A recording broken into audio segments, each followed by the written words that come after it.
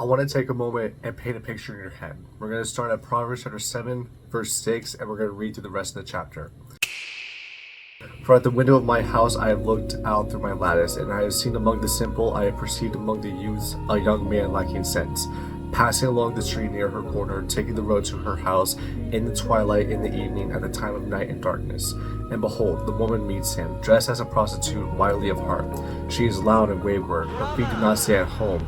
Now in the street, now in the market, and at every corner she lies in wait.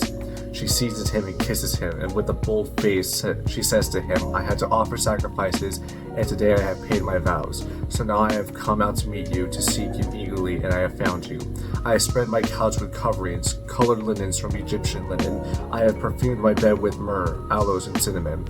Come, let us make our fill of love till morning. Let us delight ourselves with love, for my husband is not at home. He has gone on a long journey. He took a bag of money with him. At full moon he will come home. With much seductive speech she persuades him. With her smooth talk she compels him. All at once he follows her, as an ox goes to the slaughter, or as a stag it is caught fast, till an arrow pierces his liver, as a bird rushes into a snare. He does not know that it will cost him his life. Just get that picture in your head.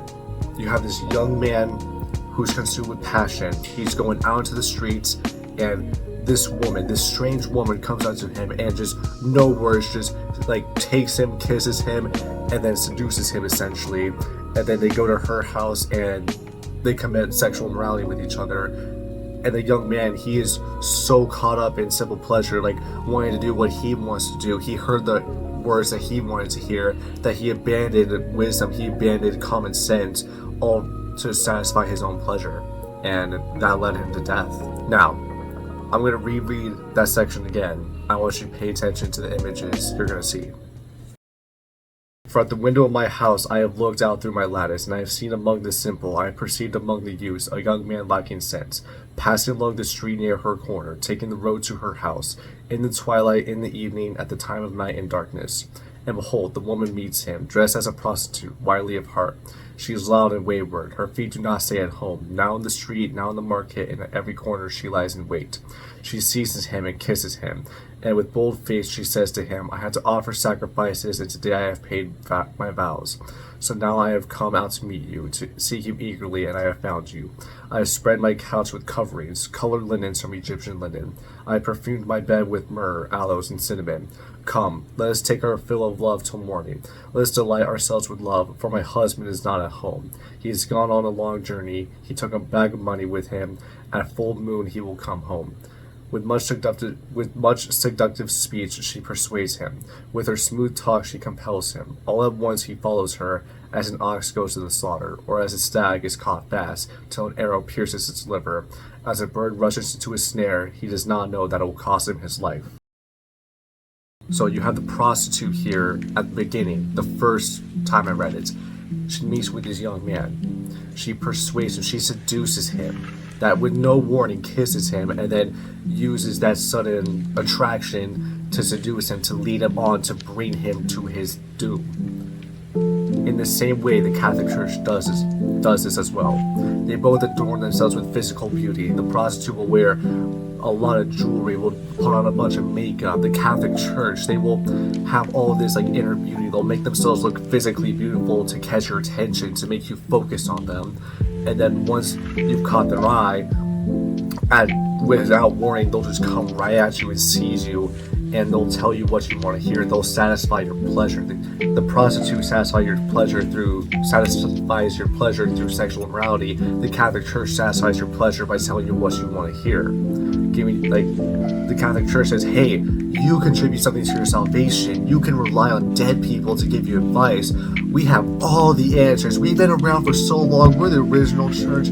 Come over here. Yeah, we can absolve you of your sins. Okay, like we got that authority. Oh, we can sit here. We can guide you. We can make you pray the rosary. You can get out of purgatory. We can guide you. We can help you through this. We can give you everything you ever wanted.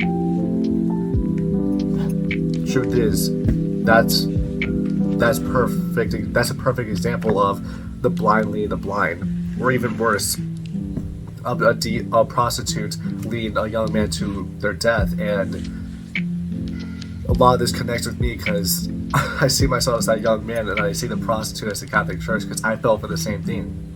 I saw the physical beauty. I fell for the trap of the Catholic Church is physically beautiful, so it must be spiritually beautiful. I fell for the trap that, oh, they're so old, they've been around for a long time, they have to be the one true church. Oh, they can, there's purgatory, and I have to do good stuff to get, like, lower my time in purgatory. Oh, I can contribute something to my salvation. That's everything you want to hear. That's everything people want to hear. They want to hear, like, hey, they can do something. People want to hear, hey, I am a capable individual. I am able to do stuff. I am able to save myself. That's not the truth.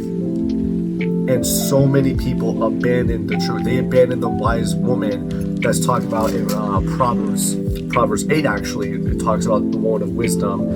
And she says, to you, O men, I call, and my cries to the children of man. O simple ones, learn prudence. O fools, learn sense. Hear, for I will speak noble things, and from my lips will come what is right. For my mouth will utter truth. Wickedness is an abomination to my lips. All the words of my mouth are righteous. There is nothing twisted or crooked in them. They are all straight to him who understands, and right to those who find knowledge. Take my instruction instead of silver, and knowledge rather than choice gold. For wisdom is better than jewels, and all that you may desire cannot compare with her. I, wisdom, dwell with prudence, and I find knowledge and discretion. The fear of the Lord is hatred of evil. Pride and arrogance in the way of evil, and perverted speech I hate. I have counsel, sound wisdom. I have insight. I have strength. Right there. Wisdom versus death. Proverbs 7 talks about death, the adulteress. Proverbs 8 talks about wisdom, life. The fear of the Lord is the beginning of all wisdom. That's Proverbs chapter 1, verse 7. If you have wisdom, you have life. If you lack wisdom, you die. You die in the grave, and you'll be sent to hell if you lack wisdom all your life. The Catholic Church is not wise. It leads you to death. It tells you everything you want to hear, not what you need to hear. Wisdom, life, tells you what you need to hear. It may not be what you want to hear, because I definitely did not want to hear that I did not have free will. I definitely did not want to hear that I contribute nothing to my salvation. I definitely did not want to hear that I am a terrible person and I am in desperate need of Jesus Christ and there's nothing I can do to save myself. The Catholic Church, they do affirm that you are a terrible person by default, but what they fail to tell you is that you can't do anything. Because Catholic Church, they teach faith plus work salvation. The adulteress, she says, hey, in this section here, Proverbs chapter 7, verse 19, for my husband is not at home. He has gone on a long journey. He took a bag of money with him. At full moon, he will come. Right there, that I see that it reminds me so much of Israel abandoning God, going after other gods, going and serving idols. That's what the Catholic Church reminds me of, where at one point, like in the early church in Acts, yeah, they were locked in for God, but then once Catholicism started showing up, that's the sect of people who started breaking away, who started to go and pervert the church, to start dividing the church, and they took control. And they just led people away with seductive speech. They led all these people away with sweet words that sounded like wisdom, but they weren't. It was the knowledge of man, not the knowledge of God.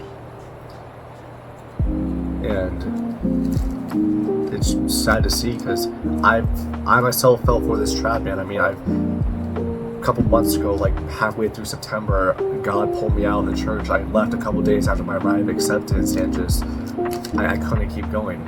I did not, in good conscience, I could not keep going to the Catholic Church, because I realized, hey, it's a lie. And I asked God, hey, should I stay? Should I go? He said, get out of there. It's death. 1 John chapter 4, verse 1. Beloved, do not believe every spirit, but test the spirits to see whether they are from God. For many false prophets have gone out into the world. By this you know the Spirit of God.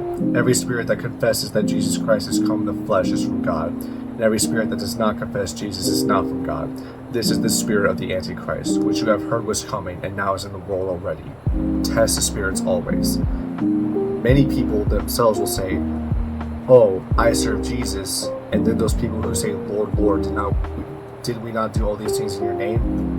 And those are the people Jesus will say, depart from me, you workers of iniquity, I never knew you.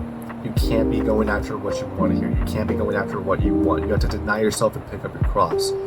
Don't go after what you want, go after what you need. Check with God. Say, hey, what do I need? Is this good for me? Will this bring me closer to you? Will this lead me to death, or will this lead me to life?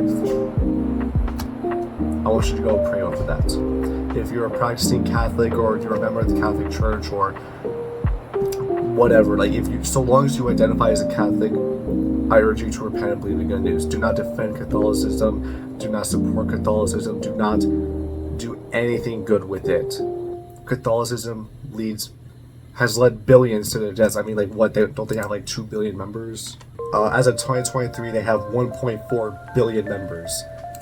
That's terrible. That's 1.4 billion people who have been deceived, who have been led away with seductive speech.